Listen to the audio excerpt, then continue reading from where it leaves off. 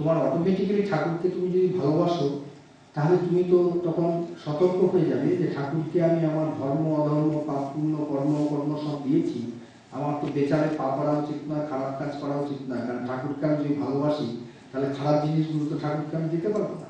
তখন অটোমেটিক্যালি আপনার life improve করবে এবং দিনান্তে যখন শুতে যাবেন তখন আবার ঠাকুরের ফটোর কাছে দাঁড়িয়ে আপনি সেই একই কথা বলুন যে ধর্ম অধর্ম পাপ পুণ্য কর্ম সব দিয়ে দিলাম তোমার। এটি যদি করতে পারেন তাহলে তাতেও কাজ হবে। আর ঠাকুরের ভাবটি নিয়ে যদি ঠাকুরের কাছে যাওয়া যায় তাহলে ঠাকুর বলছেন এটি হচ্ছে শেষ জন্ম। যদি এমনিতে বেলুর মঠে গেলাম, ঠাকুরের মন্দিরে গেলাম, সামনে গেলাম বা ঠাকুরের মন্দিরের ভেতরে গেলাম, সে তো 9 তারিখে নরেন্দ্র মোদী আসছে বেলুর মঠে, তো 9 তারিখে নরেন্দ্র মোদী আসছে যাতে প্রধানমন্ত্রী হতে পারে, প্রণব মুখোপাধ্যায় এসেছিলেন নমিনেশন ফাইল করার আগে, তাতে কিছু হবে। এখন কথা হচ্ছে যে আপনি এই যে বিবেক, বৈরাগ্য, ত্যাগ, মুমুক্ষুতা, এটির জন্য যদি ঠাকুরের কাছে যান, এটি হচ্ছে ঠাকুরের ভাব, এর জন্য যদি ঠাকুরের কাছে যান তাহলে ঠাকুরের সঙ্গে একটা সম্পর্ক স্থাপন হবে, তিনি আপনার, আপনিও। এই কথাগুলো বলে আর বাদ বাকি প্রশ্ন উত্তর দেওয়া সম্ভব হচ্ছে না সময়ের জন্য, টাইম কনস্ট্রেন্ট আছে। আপনাদের নমস্কার।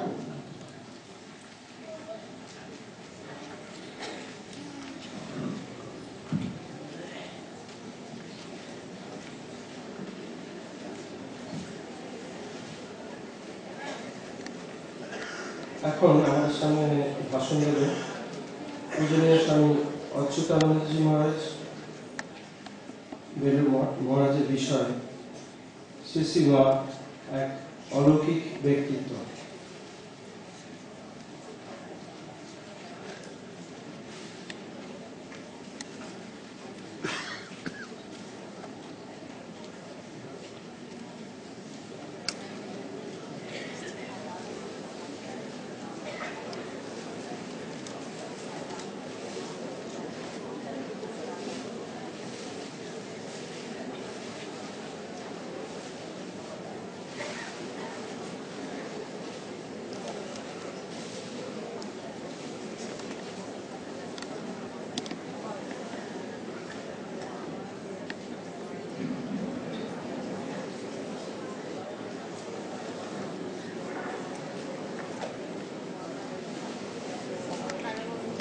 একটুখানি মাইকটা সরিয়ে দেবেন।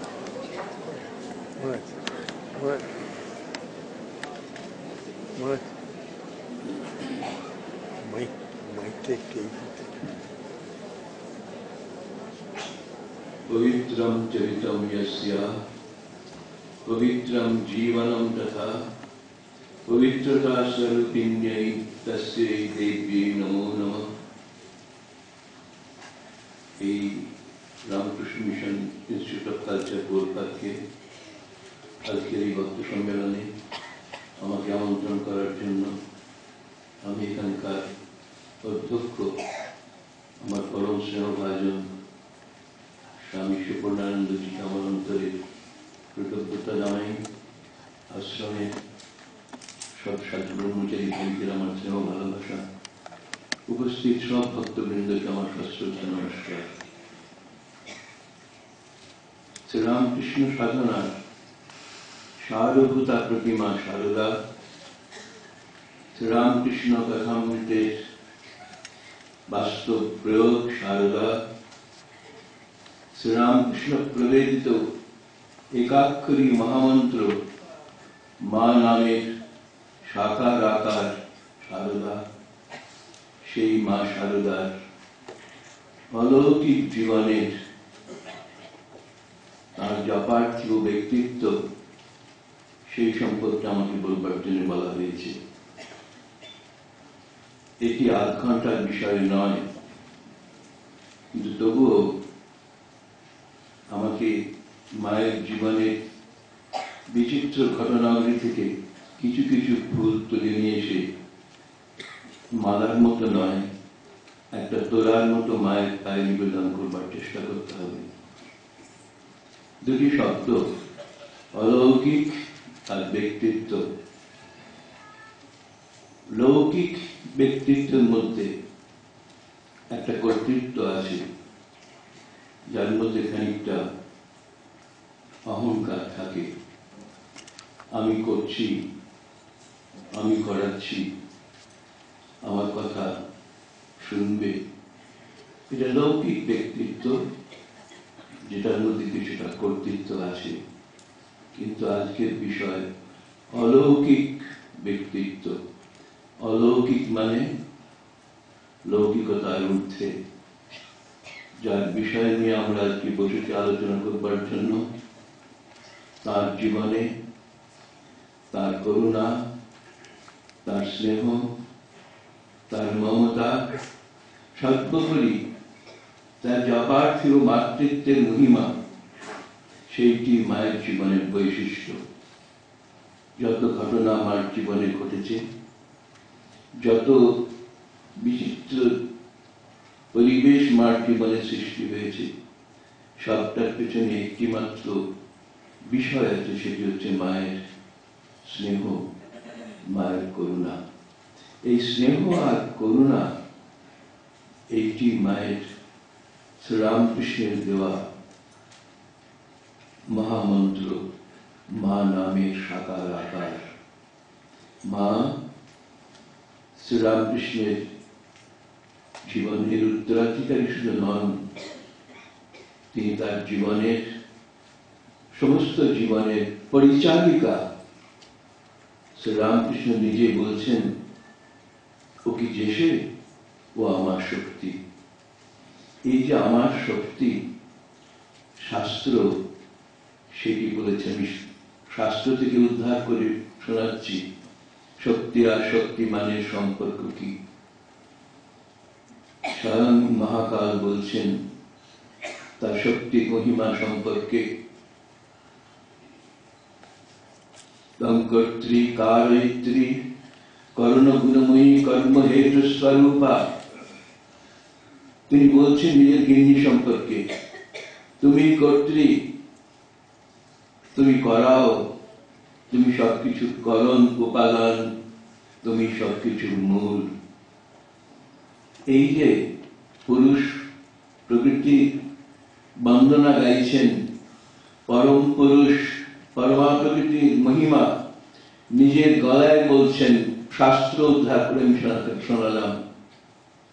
আর বেদান্তবিদ বরিষ্ঠ আচার্য শঙ্কর বলছেন, শিব যদি শক্তি সংযুক্ত হয় তাহলে তিনি সবকিছু করতে পারেন, কিন্তু নাচে দেব দেবম নখলু স্পন্দিতম ভবতি। কিন্তু যদি তিনি শক্তি ছাড়া হন তাহলে তার স্পন্দনেরও ক্ষমতা নেই। এমন অসীম শক্তি, এমন অশেষ করুণা, এমন অচিন্ত মহিমা, সে আদি শক্তি পরমা প্রকৃতির। যে পরমা প্রকৃতির ব্যক্তিত্ব, যে পরমা প্রকৃতির স্বাতন্ত্র্য, শাস্ত্র স্বীকার করে বলেছেন শ্রেয় মহিমিনী, তিনি নিজের মহিমায় ভাস্বর। সেই যে মা, যে মায়ের পরিচয় শ্রীরামকৃষ্ণ জানতেন, কিন্তু শ্রীরামকৃষ্ণ জানবার অনেক আগেই স্বয়ং মা স্বয়ংকৃতা হয়েছেন। 3 বছর বয়সে পরমা প্রকৃতি তার পরম পুরুষকে চিহ্নিত করছেন। অশেষ ব্যক্তিত্ব, অসাধারণ ব্যক্তিত্ব এই ছোট্ট 3 বছরের মেয়েটি। গ্রাম্য পরিবেশে কোন এক গ্রামীণ মহিলার কোলে বসে 3 বছরের সারদা, তাকে প্রশ্ন করা হয়েছিল একটা মেলার মধ্যে, একটা গ্রাম্য কোনো যাত্রা কিংবা কোনো পালার আসরে, এত লোকের মধ্যে তোর বর কে? স্বয়ং মৃত সারদা নিজেই নিজের পরম পুরুষকে মনোনীত করেছিলেন। এই ব্যক্তিত্বের অধিকারী মা, 3 বছরের অপার্থিব শক্তির অধিকারী মা জানিয়ে দিলেন দূর থেকে একটি 21 বছরের ছেলেকে আলো আধারের মধ্যে, ওই তো আমার বর। মায়ের ব্যক্তিত্বের শুরু, মায়ের অলৌকিক মহিমা শুরু 3 বছর বয়স থেকে। পরমা প্রকৃতি চিনিয়ে দিলেন তার পরম পুরুষকে। আরো 3 বছর পরে, 6 বছর পরে তখন মায়ের বয়স, তখন সেই পরম পুরুষই এই পরমা প্রকৃতিকে এন্ডোর্স করলেন। লোহিত কুটো বাঁধা আছে, পরস্পর পরস্পরের জীবনের শুরু এইভাবেই হয়েছিল। 6 বছর বয়সে মায়ের বিয়ে, 24 বছর বয়সে ঠাকুরের সঙ্গে। তারপরে কামারপুকুরের আমলার দিয়ে অনেক জল বয়ে যায়, দক্ষিণেশ্বর গঙ্গায় অনেক জল বয়ে যায়। মায়ের যখন বছর 10 বয়স, সেই সময়তে জয়রামবাড়িতে এসেছেন ঠাকুর। সারাদিন নিচে গিয়ে আনন্দ করে জয়রামবাড়ির মানুষদেরকে তিনি ভরিয়ে তুলেছেন। গভীর রাত্রে যখন শুতে গিয়েছেন নিজের ঘরে, তখনকার দিনে নববধূরা, বালিকা বধূরা সহজে স্বামীর ঘরে যেতে পারতেন না। সকলে শোয়ার পরে মা বালিকা বধূ সারদা ধীরে ধীরে সসংকোচে তার স্বামীর ঘরে যখন প্রবেশ করতে গিয়েছেন, দরজার কাছে দাঁড়িয়ে অবাক হয়ে দেখছেন ঠাকুরের শয্যায় একটা জ্যোতিপুঞ্জ। শরীরী ঠাকুর নেই, অশরীরী সেই জ্যোতিপুঞ্জকে দেখে বালিকা সারদা হাত জোর করে ভয়ে বিস্ময়ে স্তব্ধ হয়ে দাঁড়িয়ে আছেন। অনেকক্ষণ এইভাবে তার ভাব সমাধির মধ্যে তিনি দাঁড়িয়ে, তারপরে যখন তার মন খানিকটা নেমে এসেছে, তাকিয়ে দেখছেন সেই জ্যোতির্পুঞ্জ ধীরে ধীরে রূপ নিচ্ছে তার স্বামীর। ঠাকুর সেই জ্যোতির্মণ্ডল থেকে বাইরে বেরিয়ে এসে তিনিও হাত জোর করে তার এই বালিকা বধূ তার দিকে তাকিয়ে একটা অদ্ভুত কথা বলেছিলেন, বাহ বাহ, বেশ, তুমি এবারে এখানে এই রূপে বলেই সাষ্টাঙ্গে তিনি প্রণাম করেছেন সে অলৌকিক ব্যক্তিত্বের অধিকারিণী তার বালিকা বধূ দেবী শারদামণির চরণে। এই ঘটনাটি খুব প্রচলিত নয়। খোকা মহারাজ পূর্ববঙ্গে গিয়ে মায়ের এক জন্মতিথিতে এই ঘটনাটি শোনান। শ্রীরামকৃষ্ণ জানতেন তার এই সহধর্মিণীটি কে, তাই সেই 10 বছরের স্ত্রীর চরণে তিনি সাষ্টাঙ্গে প্রণাম করে জানিয়ে দিয়েছিলেন, বাহ বাহ, এবারে তুমি এই বেশে। আরো পরে মা যখন জয়রামবাড়িতে ঠাকুরের উন্মাদ রোগ বলে প্রচারিত, মায়ের মনে স্বাভাবিক উদ্বেগ, কিন্তু সাধারণ রমণীর মতো তার চিন্তা নয়। সাধারণ নারীরা দূর দেশে স্বামীর কোন অসুস্থতার সংবাদ শুনলে করে সে বলে, তার এখন আমাকে দরকার, না আমার এখন তাকে দরকার। সাধারণ নারী বলে, আমার এখন তার কাছে যেতে হবে, আমার তাকে দরকার। কিন্তু সারদা দেবী সে কথা বলেননি। তিনি বলেছিলেন, তার এখন আমাকে দরকার। এবং সেই তার এখন আমাকে দরকার এই চিন্তায় চিন্তিত হয়ে অনেক ঘটনার মধ্যে দিয়ে তিনি দক্ষিণেশ্বরে যাবার জন্য তার বাবার কাছে বলতে বাধ্য হয়েছিলেন। 1872 মার্চ মাস। সেই সময় জানেন, পথে আস্তে আস্তে স্বয়ং ভবতারিণী মায়ের বোন সেজে মায়ের কাছে এসে মাকে সুস্থ করিয়ে পালকিকে চাপিয়ে নিয়ে গিয়েছিলেন দক্ষিণেশ্বরে। দক্ষিণেশ্বরে মায়ের প্রথম যাওয়া 1872 মার্চ। শ্রীরামকৃষ্ণ মাকে গ্রহণ করেছিলেন। শুধু গ্রহণ করেছিলেন তাই নয়, মাকে এক অদ্ভুত মর্যাদার আসনে বসিয়েছিলেন। আমি লাফিয়ে লাফিয়ে চলে যাই। 8 মাস ঠাকুর মাকে তার শয্যায় স্থান দিয়েছিলেন। কেন? সন্ন্যাসী শ্রেষ্ঠ শ্রীরামকৃষ্ণ তার এই অষ্টাদশী যুবতী পত্নীকে তার শয্যায় স্থান দিয়েছিলেন কেন? একটি সত্যকে প্রতিষ্ঠা করবার জন্য, একটি তত্ত্বকে প্রতিষ্ঠা করবার জন্য। ব্রহ্মবিদ বরিষ্ঠ শ্রীরামকৃষ্ণ, যার নারী পুরুষে কোনো ভেদ নেই, যার স্ত্রী পুরুষে সমজ্ঞান, ব্রহ্মের লিঙ্গালিঙ্গ ভেদ নেই, এই কথা তিনি তত্ত্বপুরীর কাছে নিজেকে প্রমাণ করেছিলেন। এবং সেই নিজের প্রমাণকে পরীক্ষা করবার জন্য তিনি 8 মাস তার বিবাহিতা পত্নীকে নিজের শয্যায় রেখেছিলেন পরীক্ষা করবার জন্য। আমার মন কি সাধারণ মানুষের মধ্যে একে নারী বুদ্ধিতে স্ত্রী বুদ্ধিতে দেখে? সেই প্রশ্ন নিজের মনকেও করেছিলেন। তারপরে তিনি একদিন মাকে প্রশ্ন করেন, হ্যাঁ, তুমি কি আমাকে সংসার পথে টানতে এসেছো? এই অলৌকিক ব্যক্তিত্বের অধিকারিণী অষ্টাদশী শারদামণি উত্তর দিয়েছিলেন, না। সাধারণ পত্নীর মতো তিনি বলেননি যে আমার তোমাকে দরকার, আমার তোমাকে দরকার, তা তিনি বলেননি। বলেছিলেন, না, আমি তোমাকে সংসার পথে টানতে আসিনি, আমি তোমাকে ইষ্ট পথে সাহায্য করতে শিখি। অদ্ভুত, কি অসাধারণ মায়ের এই প্রশ্নের উত্তর, কি সংযম! এই সংযমকে লক্ষ্য করে পরবর্তীকালে শ্রীরামকৃষ্ণদেব একটা কথা বলতে বাধ্য হয়েছিলেন। মা যখন বলেছিলেন ইষ্টপথে সাহায্য করতে এসেছি, এই ইষ্টপথ কি? জীবনীকার বলেছেন অবতারের জীবনের উদ্দেশ্য দুটি, ধর্ম সংস্থাপন আর জীবোদ্ধার। এই জীবোদ্ধার লীলায় আর ধর্ম সংস্থাপনে শ্রীরামকৃষ্ণের প্রয়োজন শ্রী মাকে। দেবী শারদামণি তার শুধু উত্তর সাধিকা নন, তিনি সমস্ত সাধনার দায় দিয়েছিলেন মা কাঁধে চাপিয়ে। মা সেটা গ্রহণ করেছিলেন এবং শ্রীরামকৃষ্ণ নিশ্চিন্ত হয়েছিলেন মাকে সেই ভার দিয়ে। সেই শারদামণি সেদিন অসাধারণ ব্যক্তিত্বের অধিকারী বলেছেন, না, আমি তোমাকে সংসার পথে টানতে আসিনি, বরঞ্চ তোমাকে সাহায্য করতে এসেছি। এই সাহায্যের কথা স্মরণ করেই শ্রীরামকৃষ্ণ পরবর্তীকালে বলেছিলেন, ও কি যেসে এই মায়ের ব্যক্তিত্বের কথা। এই ব্যক্তিত্ব মানে মায়ের চরিত্রের বৈশিষ্ট্য, এই ব্যক্তিত্ব মানে মায়ের মহিমা, এই ব্যক্তিত্ব মানে মায়ের ব্রহ্মচর্য সংযম, এই ব্যক্তিত্ব মানে মায়ের মাতৃত্ব। শ্রীরামকৃষ্ণ সেই কথা স্মরণ করে পরবর্তীকালে বলেছিলেন, ও কি যেসে, ও আমার শক্তি। ও যদি এমন না হতো, সেদিন যদি আমাকে আক্রমণ করত।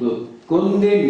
এই 8 মাস স্বামী স্ত্রী এক শয্যায় শায়িত, কিন্তু পবিত্রতার প্রতিমূর্তি মা, সংযমের প্রতিমূর্তি মা, সেদিন শ্রীরামকৃষ্ণ কোনদিন স্পর্শ করেননি। তাদের এই সম্পর্ক ছিল দেহাতীত, পরস্পরের তত্ত্বের দিক থেকে এক, পৃথক নন। সেই যে অপৃথকত্ব, সেই যে একত্ব, সেই যে অভেদত্ব, সেখানে শরীর নেই, সেখানে আসল হচ্ছে আত্মা। দুজনেরই অভিন্ন সত্তা। পার্থক্য থাকলে পরে নারী স্ত্রী পুরুষ আলাদা থাকেন। যেমন শ্রীরামকৃষ্ণ ব্রহ্ম প্রতিষ্ঠ, তেমনি দেবী শারদামণিও ব্রহ্মনিষ্ঠ। তাদের কাছে পরস্পরের কাছে দুই শরীর আলাদা, কিন্তু তত্ত্ব তো এক।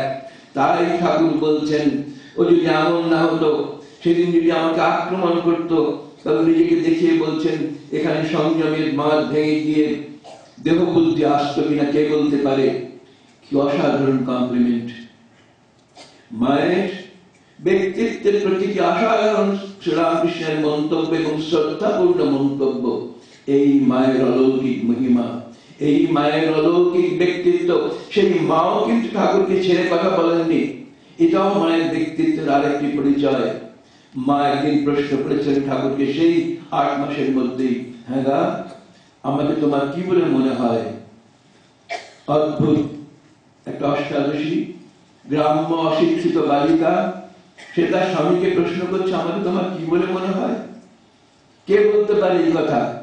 যার নিজের সম্পর্কে পরিপূর্ণ জানা আছে কে আমি, কিন্তু সেই কে আমি শব্দটি তিনি নিজের মুখে উচ্চারণ করলেন না, উচ্চারণ করলেন স্বয়ং ভগবানের মুখ দিয়ে। স্বয়ং ভগবান তার ভগবতীর মূল তত্ত্বটি জগতের মানুষের কাছে শুনিয়ে দেওয়ার জন্য রহস্যময়ী মা অদ্ভুত রহস্যের আবরণে নিজেকে আবৃত করে নিজের স্বামীর কাছে প্রশ্ন প্রদান করছেন, জানতে চাইছেন তার পরিচয় কি। জগতের মানুষ জানুক, জগতের মানুষ শুনুক, জগতের মানুষ বুঝুক স্বয়ং ভগবান তাকে কি বলে গ্রহণ করেছেন। ঠাকুর মায়ের সেই ব্যক্তিত্বের কাছে মাথা হিট করে জানিয়ে দিয়েছিলেন, যে মা মন্দিরে আছেন আমার ইষ্ট দেবী, তিনি এখন আমার পদসেবা করছেন। যে মা নবতে আছেন আমার গর্ভধারিণী এই শরীরের জন্ম দিয়েছেন, তিনি আমার পদসেবা করছেন। আর ক্লাইম্যাক্স, সত্যি সত্যি বলছি, তুমি আমার মা আনন্দময়ী। শারদার পরিচয় শ্রীরামকৃষ্ণের কাছে কি? আনন্দময়ী, সাধারণ পত্নী, সংসারের পত্নী, স্বামীর কাছে ভগবতী।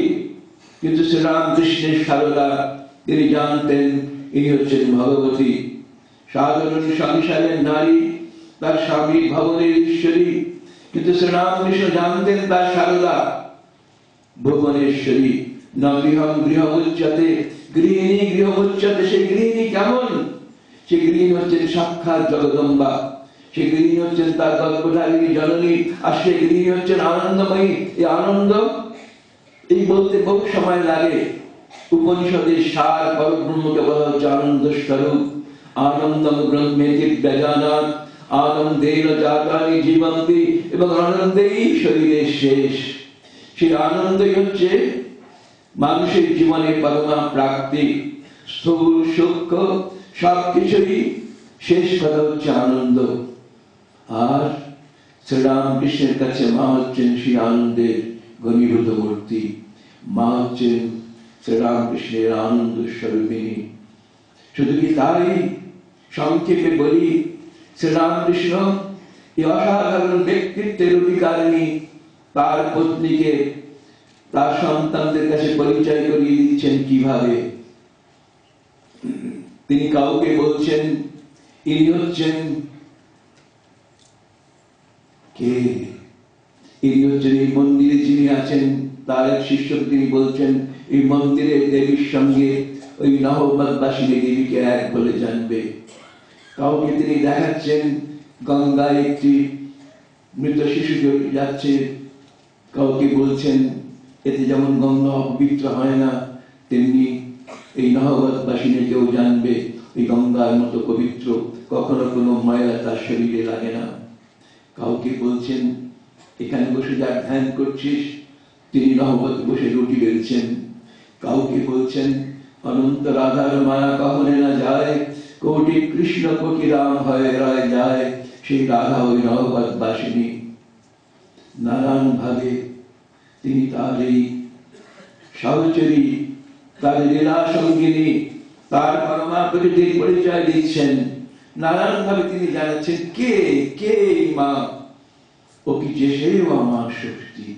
আমার শক্তি মানে আমি যা কিছু করেছি, আমার জীবনের যত সাধন ভজন, সেই সাধন ভজনের মূলীভূত শক্তি উনি।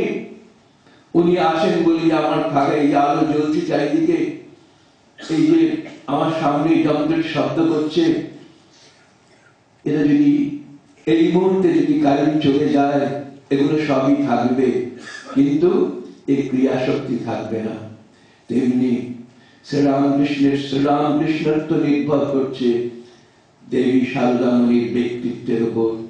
তিনি শ্রীরামকৃষ্ণের উপর অসাধারণ তার শক্তি প্রয়োগ করেছিলেন, যে শক্তির সাহায্যে শ্রীরামকৃষ্ণ নিজ কণ্ঠে বলছেন ও অসাধারণ বুদ্ধিমতী, ও সারদা সরস্বতী জ্ঞান দিতে এসেছে। এমনি এমনি বলেননি, ঠাকুর বুঝেছিলেন মাকে, তাই বলেছিলেন ও সারদা সরস্বতী জ্ঞান দিতে এসেছে। বানিয়াটিতে যাওয়ার প্রসঙ্গে বলেছিলেন ও মহাবুদ্ধিমতী লক্ষ্মীনারায়ণ মারোয়ারি 10,000 টাকা দিতে এসেছিলেন, মা ফেরত দেওয়াতে বলেছিলেন কিরকম বুদ্ধি রাখি, কিরকম ত্যাগ। নানান ভাবে ঠাকুর মায়ের এই বুদ্ধি, মায়ের এই ব্যক্তিত্বের প্রশংসা করেছেন নির্ভেজাল ভাবে, যা পৃথিবীর অধ্যাত্ম জগতের ইতিহাসে কোন অবতার তার সঙ্গিনী সম্পর্কে এরকম কথা বলবার সাহস করেননি। দেবী জানকী, সতী শিরোমণি সীতা, তার একটি বিশেষণী হচ্ছে জনম দুঃখিনী সীতা। সারা জীবন তিনি দুঃখ পেয়ে গিয়েছেন। কৃষ্ণময়ী শ্রীমতী রাধারানী, যাকে নিয়ে বৃন্দাবনের 11 বছর 8 মাস এত আনন্দ, এত হাসি, এত উল্লাস, এত প্রেমের ছড়াছড়ি, তিনিও শ্রীকৃষ্ণের দ্বারা বর্জিতা। ফিরে মথুরা যাওয়ার পর ফিরেও আসেননি, যদিও সূক্ষ্ম শরীরে তিনি শ্রীমতী রাধারানীর অন্তরে, গোপীদের অন্তরে বিরাজ করে তাদেরকে সেই কৃষ্ণময়ী করে রেখেছিলেন, কিন্তু আপাত দৃষ্টিতে স্থূল শরীরে কখনো শ্রীকৃষ্ণ এই গোপীদের দিকে ফিরেও তাকাননি। নবদ্বীপ চন্দ্রের প্রাণাধিকা বিষ্ণুপ্রিয়া, তিনিও পরিত্যক্তা। সারা জীবন ভক্তেরা শুধু বিষ্ণুপ্রিয়া চরণটুকু দর্শন করেছিলেন, কিন্তু বৈষ্ণব আন্দোলনে, ধর্ম আন্দোলনে দেবী বিষ্ণুপ্রিয়া কোন অংশ দেওয়ার সুযোগ পাননি। বরঞ্চ নিত্যানন্দ দয়িতা জাহ্নবাদেবীর অনেক অবদান আছে বৈষ্ণব ধর্ম প্রচারের, কিন্তু এই যুগের বৈশিষ্ট্য এমনি, এই যুগের অবতার বৈশিষ্ট্য শ্রীরামকৃষ্ণ তার অবতার সঙ্গিনীকে অসামান্য উচ্চ আসন দান করেছেন, পুজো করেছেন, গয়না দিয়ে সাজিয়েছেন। একবার তুই বলে আফসোসের সীমা ছিল না, তাকে তিনি দায় দিয়ে গিয়েছেন, ভার সমর্পণ করেছেন, ভক্তদের কাছে পরিচয় করিয়ে দিয়েছেন তার লীলার কথা। এইবার ব্যক্তিত্বের কথা মায়ের দু একটা বলেছে রামকৃষ্ণ জীবনে, সবাই জানেন, শুধু সাজিয়ে বলা। ঠাকুর খেতে বসেছেন, দায়িত্ব ছিল মায়ের, তিনি থালা সাজিয়ে নিয়ে যান। একদিন একজন ভক্ত মহিলা, মায়ের ভক্ত নয়, একজন মহিলা মায়ের হাত থেকে থালাটি, মা মা থালাটা আমাকে দাও, দিয়ে আসি তাকে। বলার সঙ্গে সঙ্গে থালাটা মা তার হাতে তুলে দিয়েছেন। যে মেয়েটি ঠাকুরের সঙ্গে থালা সাজিয়ে দিয়ে চলে গিয়েছেন, মা এসে দেখছেন ঠাকুর গম্ভীর হয়ে বসে আছেন। খাচ্ছ না কেন? খাবো কেন? তুমি কি জানো না কার হাত দিয়ে থালা এনে দিয়েছ? মা বলেছেন জানি। তবু কেন দিলে? সে যে মা বলেছিল। মা বললে তো ফেরাতে পারি না। ঠাকুর বললেন দেখো এরকম করো না।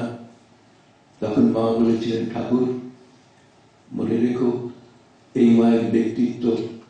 শ্রীরামকৃষ্ণের কাছে যিনি কখনো মাথা তুলে কথা বলেনি, সেদিন তিনি নিশ্চয়ই মাথার ঘোমটা তুলে শ্রীরামকৃষ্ণের চোখে চোখ রেখে বলেছিলাম তা পারবো না।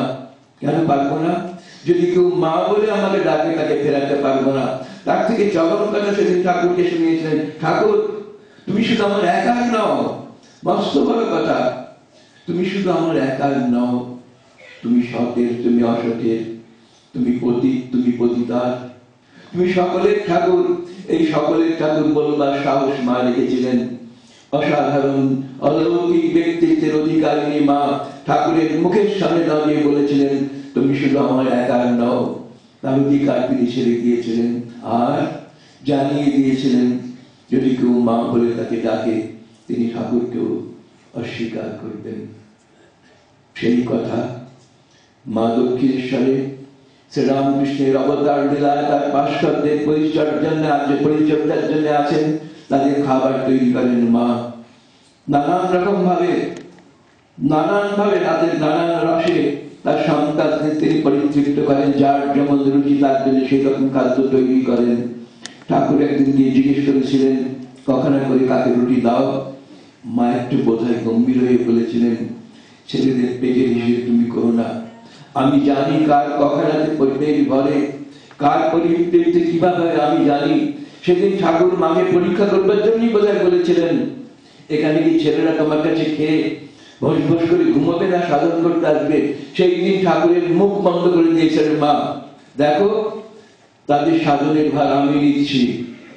এই কথাটি শুনবার জন্যই বোধহয় ঠাকুর মাকে বলেছিলেন যে ওরা এখানে তোমার কাছে বেশি খাবার পেয়ে ঘুমোবে। মা বলেছিলেন তাদের সাধনার ভার আমি নিচ্ছি। এই যে মায়ের ব্যক্তিত্ব, সেই ব্যক্তিত্বের প্রভাবে সেদিন ঠাকুর মুচকি এসে চলে গিয়েছিলেন। ঠাকুর মাকে দায় দিয়েছিলেন, ঠাকুর মাকে ভার দিয়েছিলেন। স্বামীজির কথা জানেন, স্বামীজি ঠাকুরকে প্রতি পদে পদে প্রতিবাদ করেছেন, কিন্তু মা সেখানে স্বামী বিবেকানন্দ একেবারে নির্বিশ্বাসের মতো মাথা নিচু করে নিয়েছেন।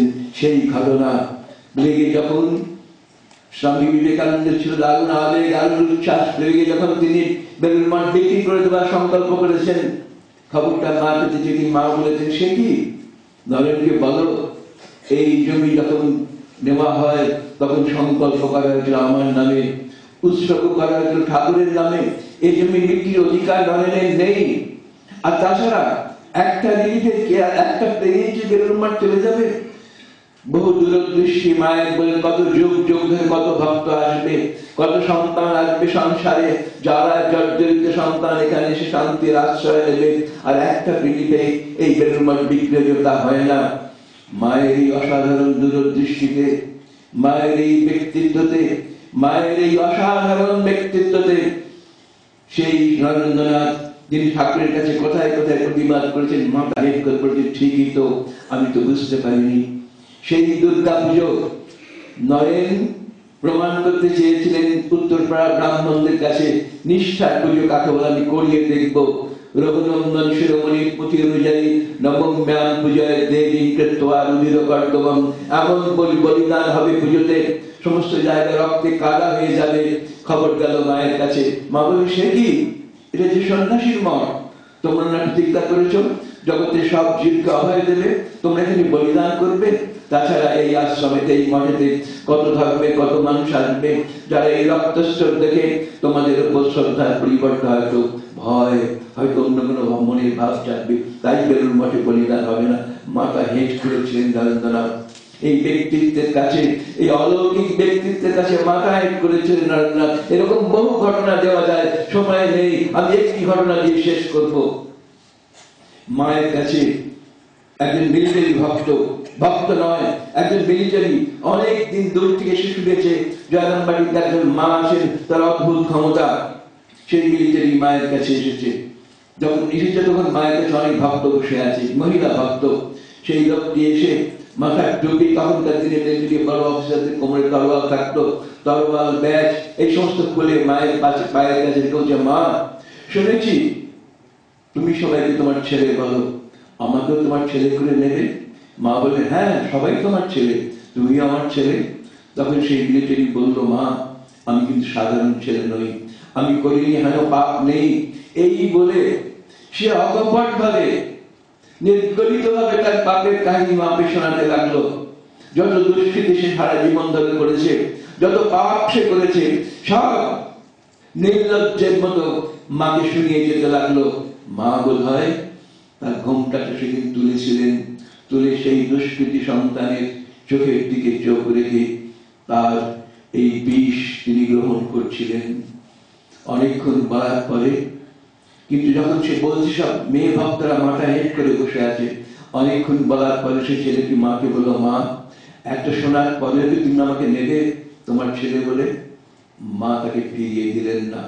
মা বললেন, বেশ তো, তুমি এখন খেয়ে দিয়ে বিশ্রাম করো, বিকেলে তোমার এই প্রশ্নের উত্তর দেব। সেই লোকটি পরবর্তীকালে বলেছিল, সেদিন স্নান করে এত ঘুমিয়েছিলাম, জীবনে কখনো এত ঘুমিয়ে হবে না। সে যে আর তার পাপের ডালি ঢেলে দিয়েছে, সে যে উজাড় করে দিয়েছে আমার মনের সমস্ত পাপের ভার, তাই নিশ্চিন্ত হয়ে নির্বিঘ্ন মনে সে ঘুমিয়েছিল প্রাণ ভরে। আর সে যাবার পরেই ভক্তেরা মাকে বলল, মা এমন একজন দুষ্কৃতীকে তুমি তোমার সন্তান বলে নেবে? এই পাপের ভারে তোমার তো শরীর আরো আক্রান্ত হবে, তুমি তো কষ্ট পাবে।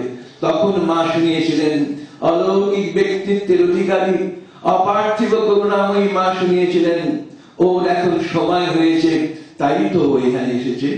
ও কি এসেছে? মাই তো তাকে টেনে এনেছেন, তার ধুলো কাদা ধুয়ে মুছে কোলে নেবেন বলে, তাই ওর সময় হয়েছে, এখানে এসেছে। তারপরে মা বলছেন, এখন যদি ওকে ছেড়ে দিই, ও তো রসার তলে যাবে, ছেড়ে দিবার জন্য তো আনেননি, তাকে ধুয়ে মুছে তুলে নেবে বলে এনেছেন কাছে, তাই তো বলছেন ওর সময় হয়েছে। তারপরে মা শোনালেন, আমরা কি শুধু রসগোল্লা খেতে এসেছি? যদি লোকেদের পাপ তাপ ধুয়ে মুছে তাকে তুলে নানি, তাহলে কেমন মা আমি? এই তো অলৌকিকী মা, এই তো করুণাময়ী মা, এইটাই মায়ের আসল ব্যক্তিত্ব, করুণা। সেই দিন বিকেল বেলায় বিশ্রামের পর সেই লোকটি যখন মায়ের কাছে এলো, এইবার মায়ের ব্যক্তিত্ব। সংস্কৃত বিধানে মা শব্দের তিনটি অর্থ, একটা হচ্ছে জননী, একটা হচ্ছে পরিমাপিতা, আরেকটি হচ্ছে না। এই তিনটি ছবি এখানে দেখব। প্রথমেই মা বলেছেন, হ্যাঁ সবাই আমার ছেলে, তুমি আমার ছেলে, মা জননী। এইবার বিকেল বেলা আসতেই ছেলেটি বলবে, বলো মা কি করলে তুমি আমাকে নেবে? তখন মা বলেছেন, দুটি জিনিস। এক, যে চোখ দিয়ে তুমি নারীদের দিকে তাকিয়েছিলে সেই দৃষ্টিটি ফেরাতে হবে, দেখবে সকলের মধ্যে আমি আছি, পারবে? পরিমা হইতা মেপে দিচ্ছেন। দ্বিতীয়, তুমি জীবনে বিয়ে করতে পারবে না, মেপে দিচ্ছেন মা। তখন সে ছেলে খুব সরল ছিল, সে বলল, মা আমি অনেক টাকা রোজগার করেছি, সংসার করবো বলে। তখন মা বললেন, না, শেষ হলো না। অসাধারণ ব্যক্তিত্বের অধিকারী মা একজন মিলিটারি অফিসারের সামনে নিজেকে প্রকাশ করলেন, হবে না তাহলে।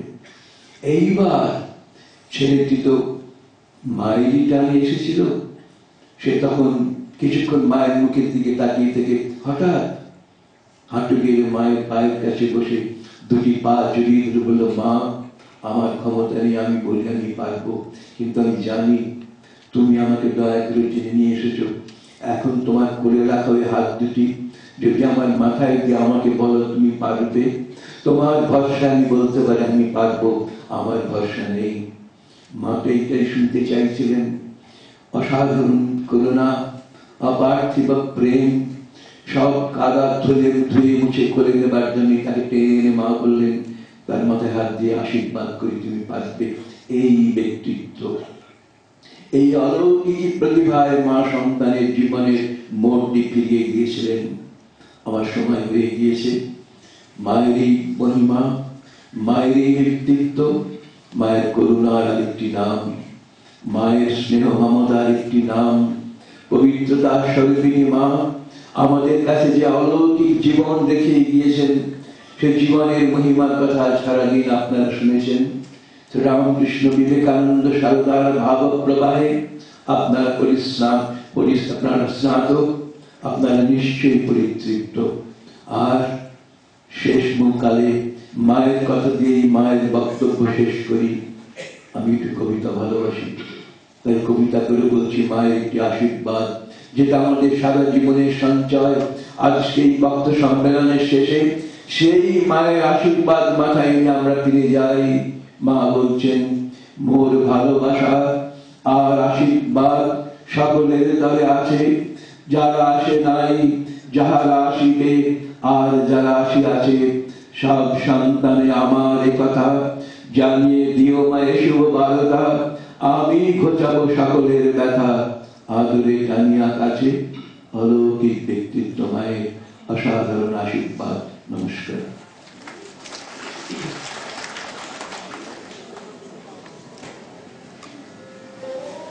সমাপ্তি সঙ্গীত রামকৃষ্ণ শরণ।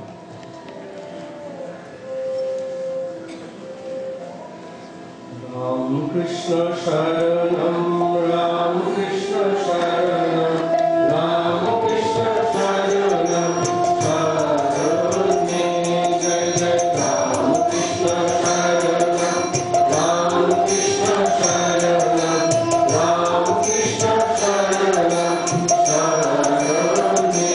প্রভু কৃপাহি কেবলম, কৃপাহি কেবলম, কৃপাহি কেবলম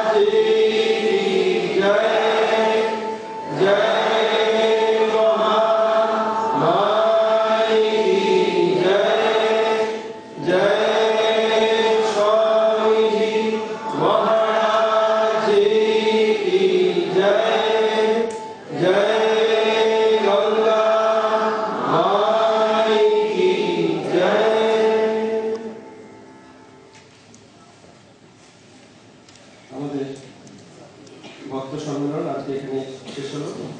চা পানের ব্যবস্থা আছে।